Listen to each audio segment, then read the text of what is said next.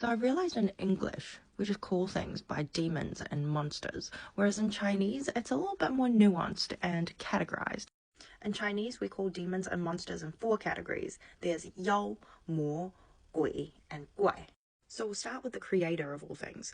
In Chinese mythology, as well as beliefs, we don't necessarily believe in a god that created everything, so much so as it's Mother Nature.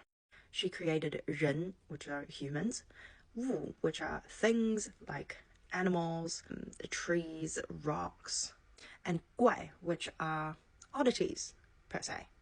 Guai is just weird looking things, but they were born like that, so we just accept them as how they are, so they're Guai. In the literary masterpiece called 左传, it states, 天反时为灾, 地反物为妖.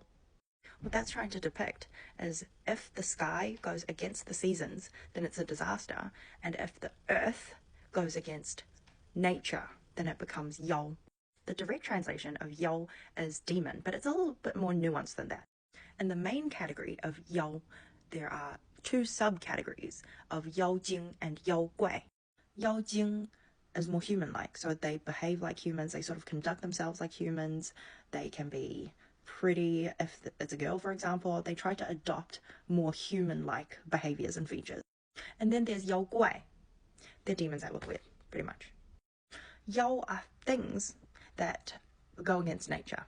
So, for example, one of our favorite characters, Sun Wukong, he is technically a Yao Jing because he's a monkey, but he put in a lot of hard work and became the Monkey King that he is today. But he is Yao because he goes against nature.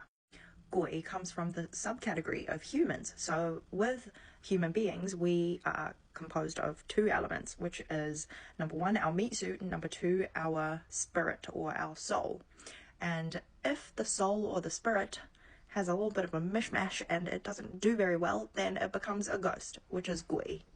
But with Yao, Gui, and Guai, it doesn't necessarily mean that they're perpetually evil. What is perpetually evil is the next one, which is Mo. Mo comes from Mara, which is stemmed from ancient Indian Buddhism. So it is said that Sakyamuni, on his way to becoming a Buddha, he was enticed by the Mara, but he never swayed. So what does Mo look like?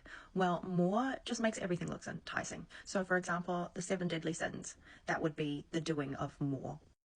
You can think of it as the devil in the Western sense, and it can take on any type of look. There's no certain specific look of Mo.